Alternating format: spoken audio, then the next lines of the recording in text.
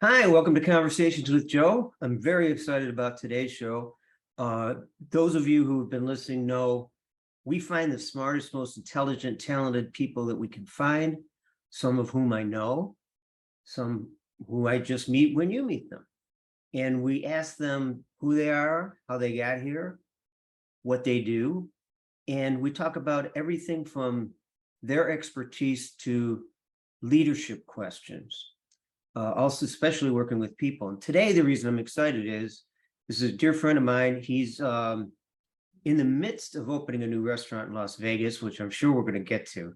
And he's lives on Gilligan's Island here with me.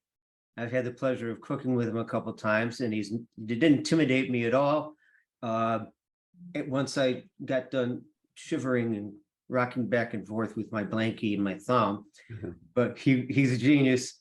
Probably one of the most well-respected chefs in the business. I know a lot of chefs, and when his name comes up, everyone bows. He's a chef's chef. In his Las Vegas restaurant, I've seen his image projected onto a skyscraper 22 floors high. I'd like you to meet Shawn McClain. Shawn, how you doing? Here, thanks for having me.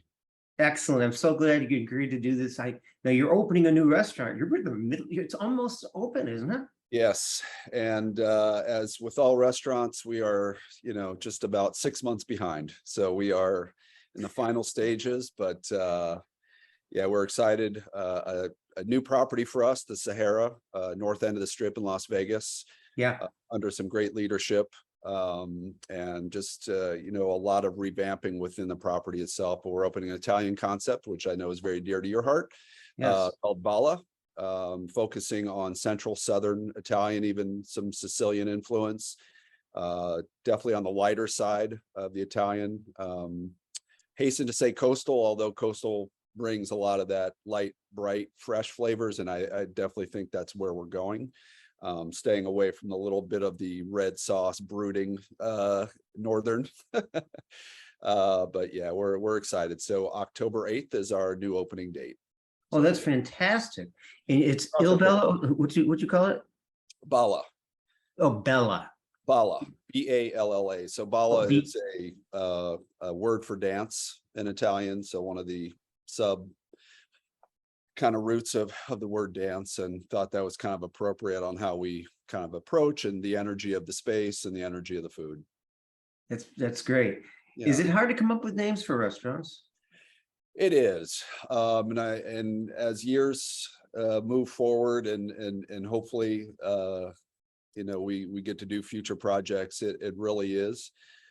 There's a lot of smart minds. There's a lot of people doing projects, and there's a limited amount of words. So I feel like within the internet, people make up words for startups. I think it's a little harder in the restaurant business. I think it needs to be rooted and sometimes in kind of somewhat grounded in either theory or perspective, or just some tangible connection to food, beverage, or cooking, or the experience. And so the words have been used. we find that out. Yeah. And sometimes we land on one and we quickly find out that it's a no-go. But funny enough, Balla started off as Ballo, the masculine version. And right.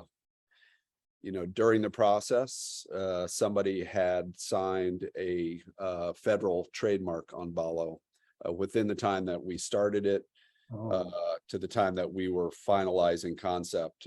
So we had to move back and kind of pivot to the A at the end, and technically still the same root, but the feminine version. So yeah, it's the tricky things that are not involved in cooking that one must deal with. I have so many questions, so I want to get into it right away. Can you tell us now? I've seen you on the Iron Chef when you won. Mm-hmm. I was in the Waldorf in New York, and you guys were at home, and by the time it aired, and I called. I got so excited. I called before they even announced the winner, and your wife Holly answered, She says, you're just gonna have to wait. And I went, oh, man. Yeah. But you won. You're a James Beard Award winner. Yes. What'd that feel like? Well, it was great. I mean, the James Beard Foundation, in an industry that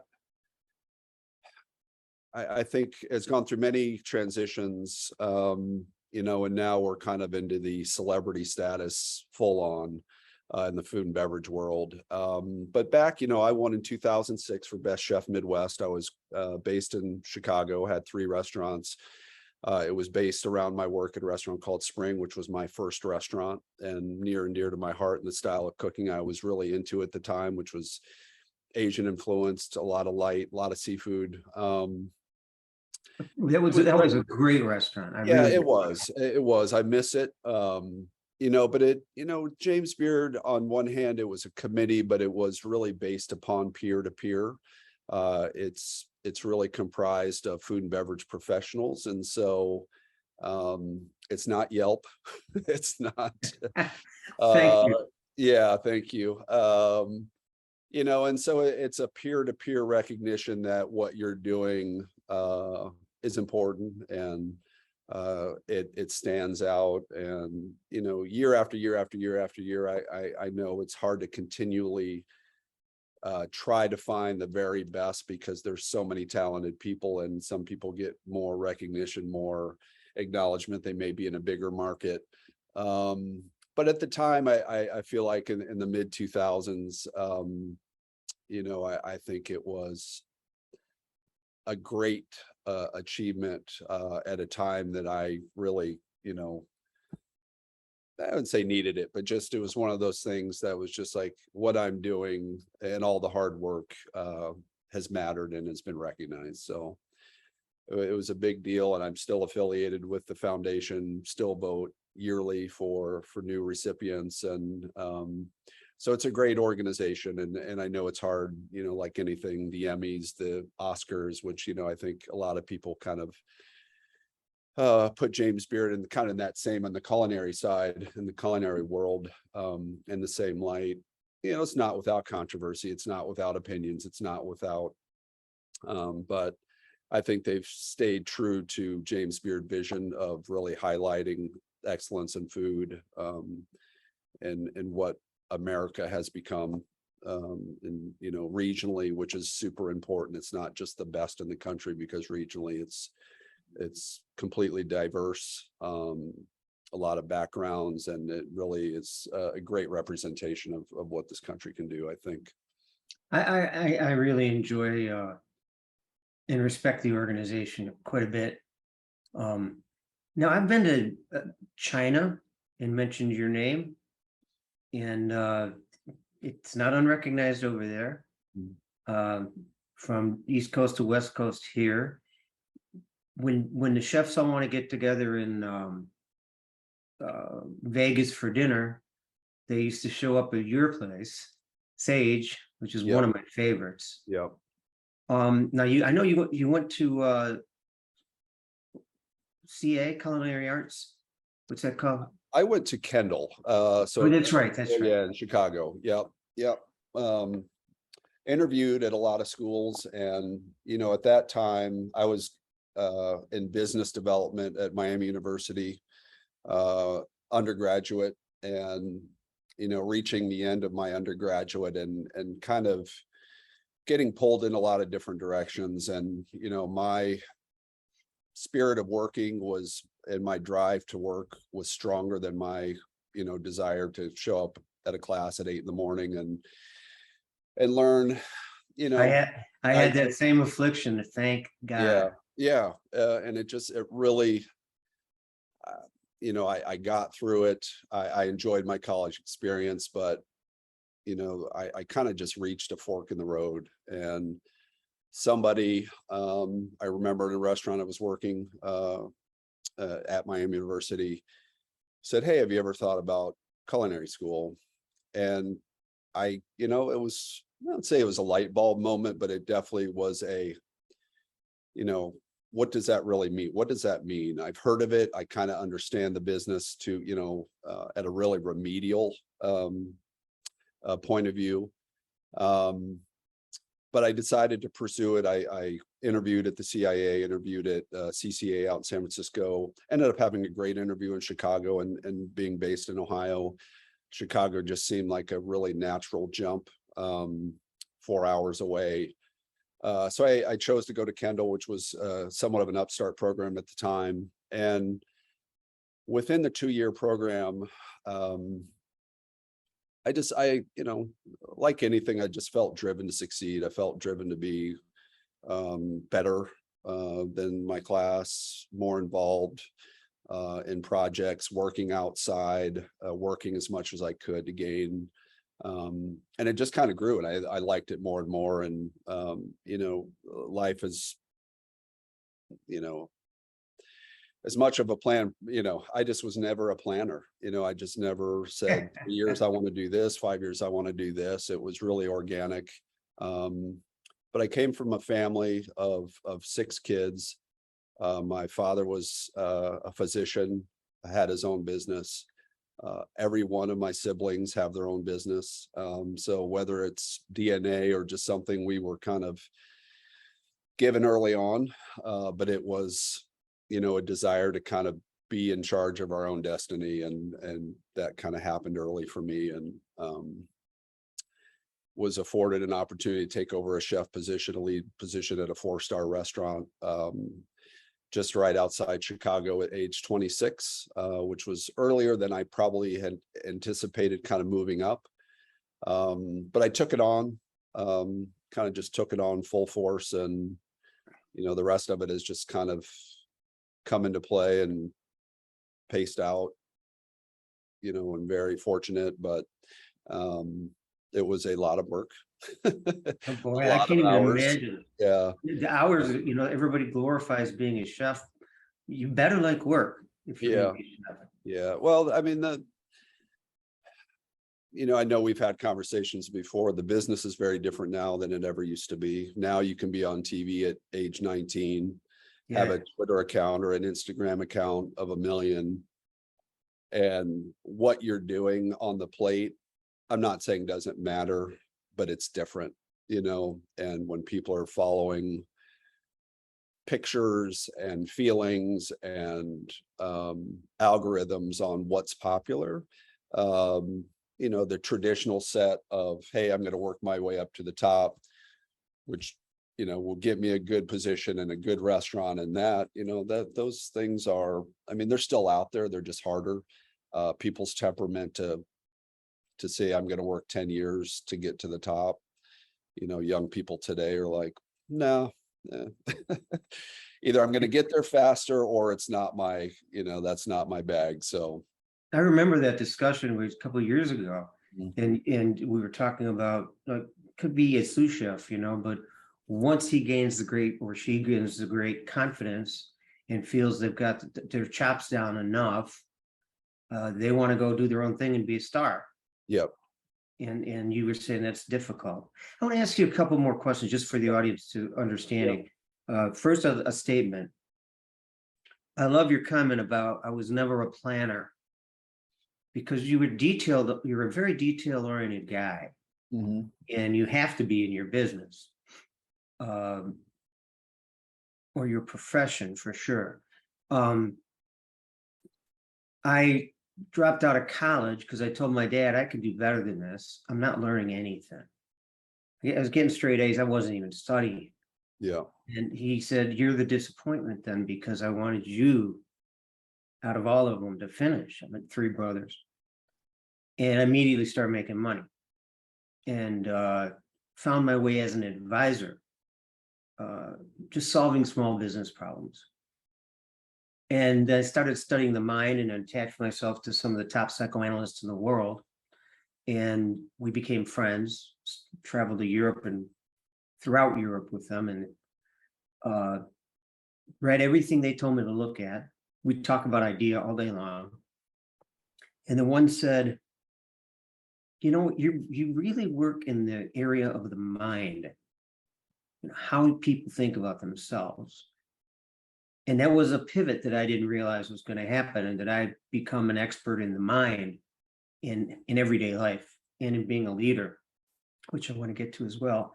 So just for our listeners at this point in your life, counting the new restaurant that's opening up on October 8th, Balla, how many have you had? Let's see. Well, we did 3 in Chicago, and I was Yep. a partner in a 4th. And then Vegas, this will be our 4th.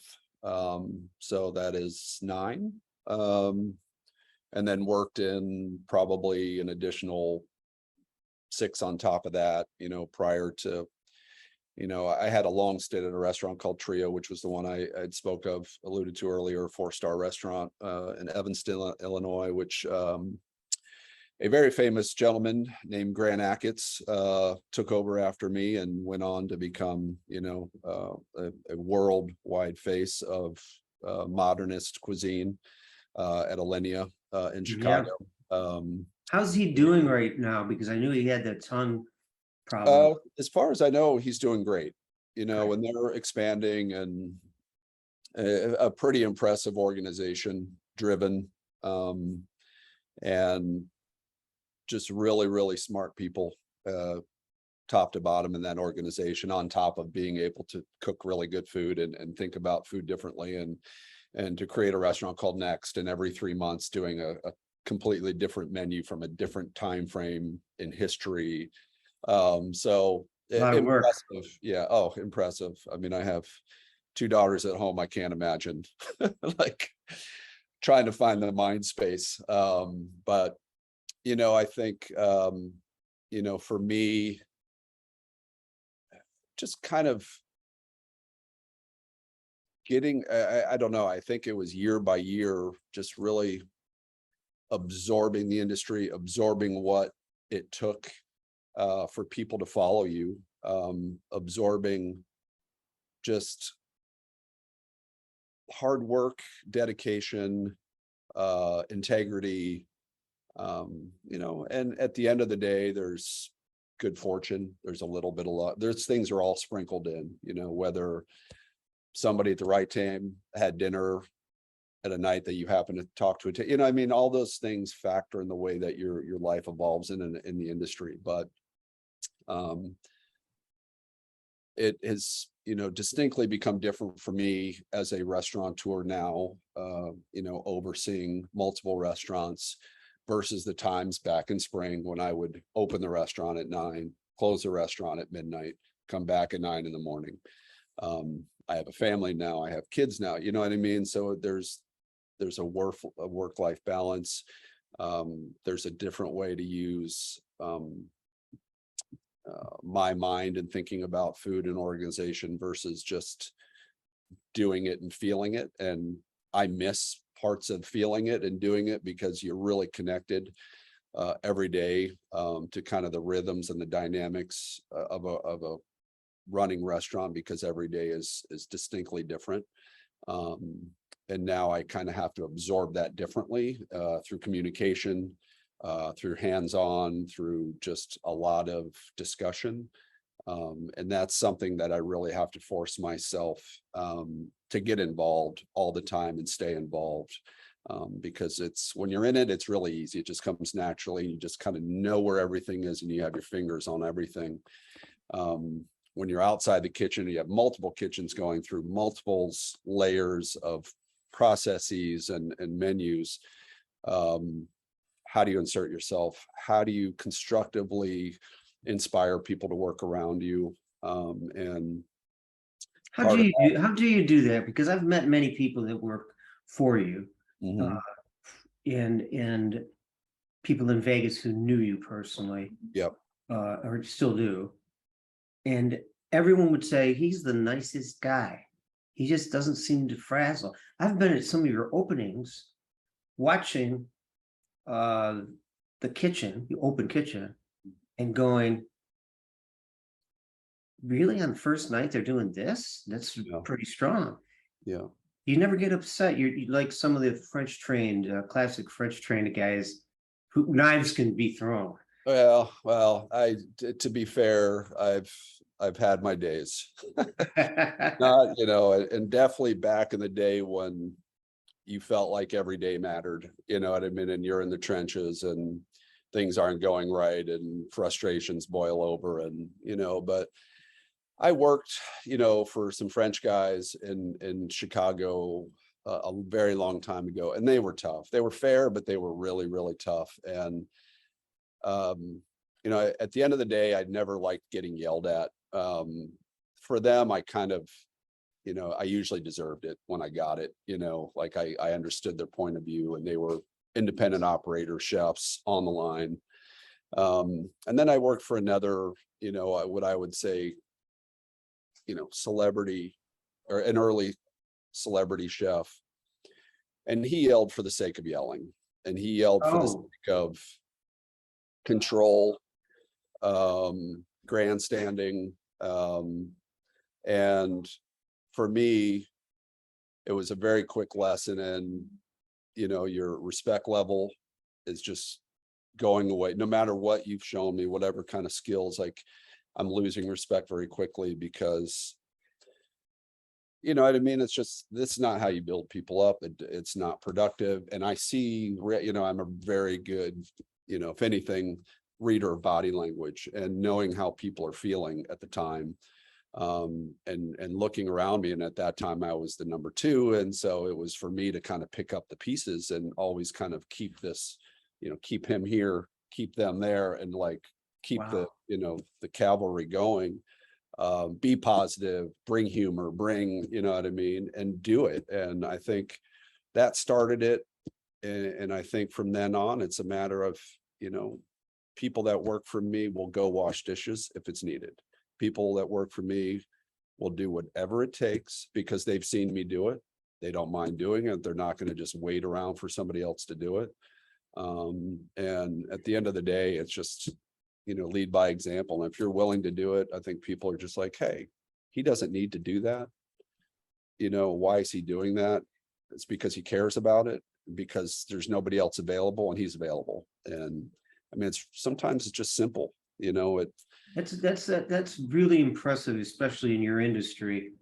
Um, I think leadership in the end is the thing that determines an effective leader is the willingness of others to follow. It's not status, stature, or sometimes it's not talent or position, title. It's the willingness of others to follow. And you treat people the way they want to be treated and that you would want to be treated, but you also work and they see you work. I've never seen you sweat, by the way. I've seen you work hard, but I've never seen you, I've never seen you scurry. Yeah. I mean, there's times, again, at the end of the day, it's a very imperfect process because people are people. We're not making widgets, and one person's,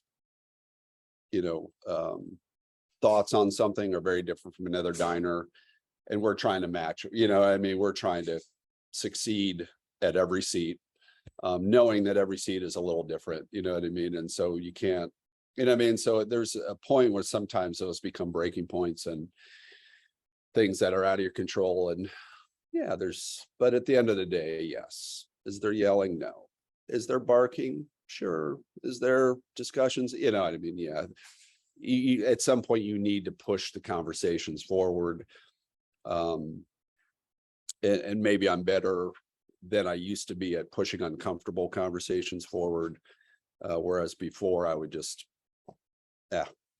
I'll eat it, I'll do it, I'll make up for it, and now I'm trying to get the team better, to recognize those things and figure out what we're doing better. And keeping a perspective that it's not some life or death, it's dinner. At the end of the day. I'm Italian. I mean, it could be life or death. Yeah. We care about these things. Yeah, we may lose a couple, that's unfortunate, you know what I mean? That's what we do, but we can't sacrifice culture. Yeah. And people's just fundamental daily healthy, and health, mental health, to just push for limits that are really unattainable. So Now, you're in a restaurant right now that's at the top of the Renaissance Center in Detroit called Highlands, the finest steakhouse, I think, in Michigan, for sure.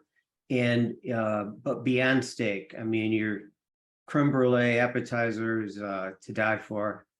The foie, I think it's foie gras as well. yeah. Just a huge place. How many floors and how many seats? Yeah, so we occupy the 71st and 72nd floor of the Renaissance Center. So we're the highest point in Michigan, here in Detroit, obviously. And we've gotten word that the Dan Gilbert building is now only going to be, I think, in the 60 floor range. So we'll still be the top once that gets completed, which will be great in the skyline of Detroit, and we're excited about it. But yeah, this was a really unique opportunity, and not something I really would have thought years ago that I would have gone after. It seemed like a very corporate environment, perhaps, kind of a cliche dinner at the top for a view, and that's kind of what everybody goes for. And ultimately, when having some great conversations with General Motors over the course of a couple of years, we realized that they wanted more out of it. They wanted more. They wanted something that they could be proud of, that would sit atop their headquarters. And that's where I think, our vision really started to meld. And one of the first things we wanted to do is really create an experience that's up and above the view. The view is beautiful. It is. It's fantastic. Looking over downtown Detroit and the river and Vassar Bridge and miles and miles. But food and beverage, and the experience is number one for us. And so we want to bring something modern, new, high level hospitality, and realize that this space in particular has been 2 restaurants prior to us over the course of 30 years. So very long, longevity restaurants. But everybody has a memory up here, and they want to come back and relive we were up here when we were up here, anniversaries, birthdays, weddings, things like that. And so, we never wanted this to be solely about a once a year time.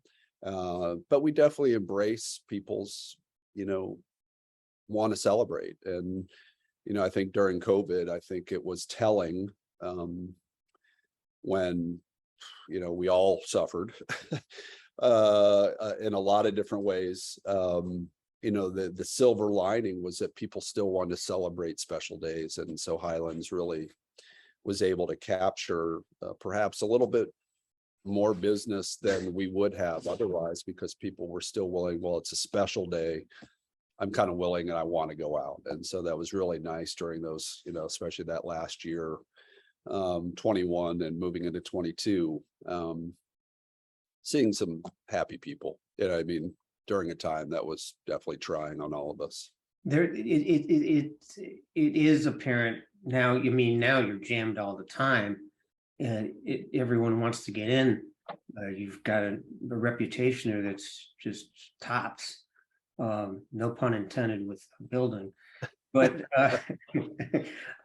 okay. We'll end with a couple quick questions, if that's okay. Okay, I'm all yours. All right, I appreciate it. I was reading Culinary Mastery recently, a great book to have in the kitchen, as it shows you what foods like what spices and what foods like, and it's a way for a rookie like me to be creative and not get too far off field. Yeah. But in the beginning, Karen writes about the difference between a cook and a chef. What's your short answer for that? Well, I think classically, in my mind, is with my age and my background, I always, chef was thrown around, and it's thrown around now Yes, it is. It's ubiquitous. You know what I mean? If you're in the industry, you're a chef. Whereas, you know, before there was definitely a progression, some more defined, more classically defined within a French brigade or something where you're actually specifically titled to certain levels. But a cook is really just one who's learning the craft and someone who's still on the rise. You know, I feel like, and I would imagine if I spoke to many of my peers, even of my own age, would still consider themselves cooks at some level because they're still learning, they're still interested, there's still new techniques, there's still new inspiration. Chef comes into mind a little bit more when it comes to creative control, creative input, managing, getting an idea from a mind or paper to a plate through other hands, because that is incredibly tricky. If you could cook every, you know, if I could cook every plate myself, it would be great, but I would go nuts and it would be impossible. So you really have to depend, you know, on repetition, instinct, good habits. And then when a chaos of a service or a chaos of a night is happening,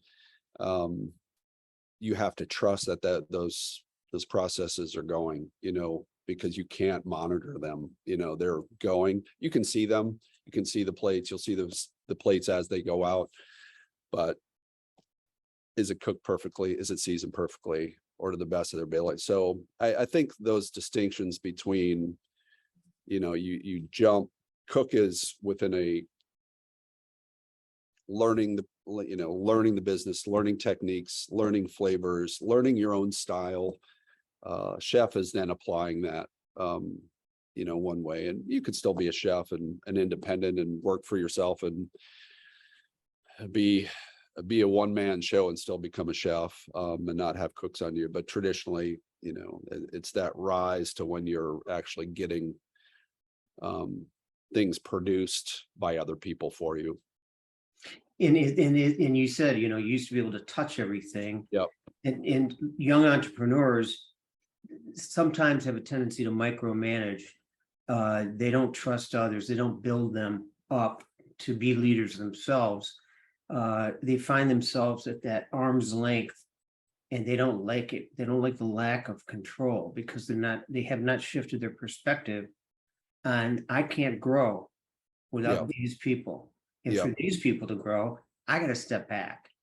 Yep. Still in charge. I just got to do it differently. Yeah. Very important concept for entrepreneurs. Who are two of your biggest influences in cooking?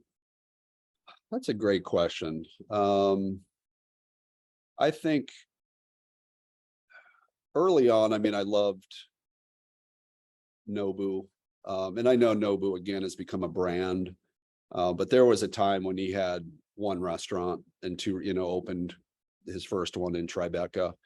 But at that time, I was just so into Japanese aesthetic, and he was bringing South American flavors. He was doing a lot of things under, you know, like, which was under a traditional guise of Japanese, but technique wise and just beauty and flavor and all that stuff. I really was impressed by.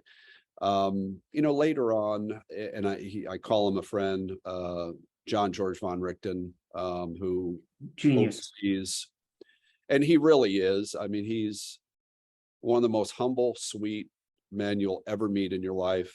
I will run into him, and it's been a couple years, but I will run into him at 1 a.m, taking his staff out for a late night meal and wine.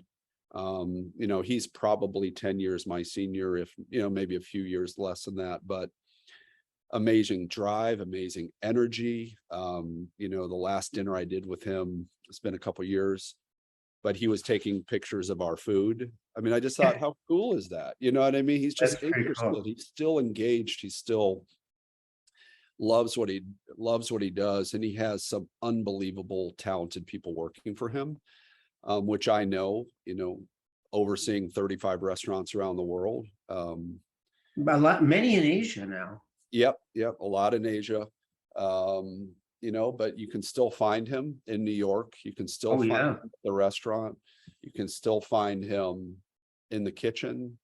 Hmm. Um, you know, so that just amazes me, like how he can just be everything all the time. And his food is just good. It's just so good at every level and influence Europe. You know, he was classically trained, but so much Asian influenced and traveled Asia. And so he's definitely one of the big ones. But even, you know, Daniel Boulud, more classically French. But again, another person who's just fun and engaging and interesting and really good and, you know, behind the scenes, tough, really tough. But, you know, he gets the very best out of his people. He grows the company. He has a lot of people that have worked with him for a long time. So it shows the respect that they have.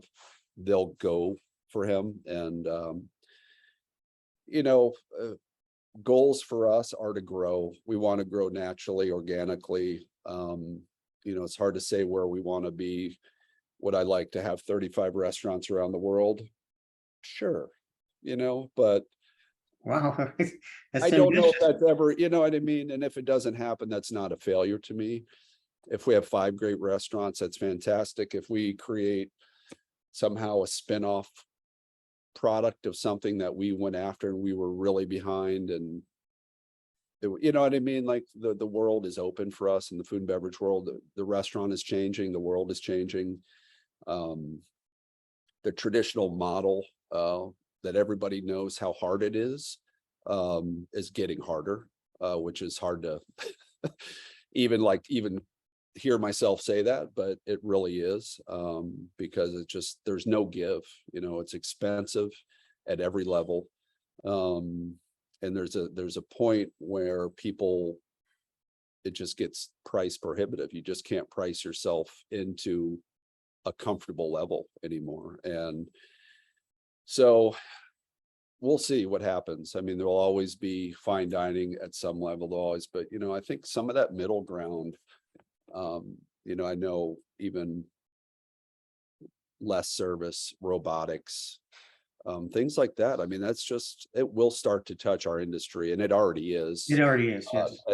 at a base level, quick service level, but it will start to, you know, we go to a sushi place, and it's fun. It's a conveyor belt sushi place, and they have a robot bringing drinks now. You know, we never see the service people, and it's, you know, it's a $40 to $50 a person check average. So it's not quick service. Although it is quick service, it's not a quick service model.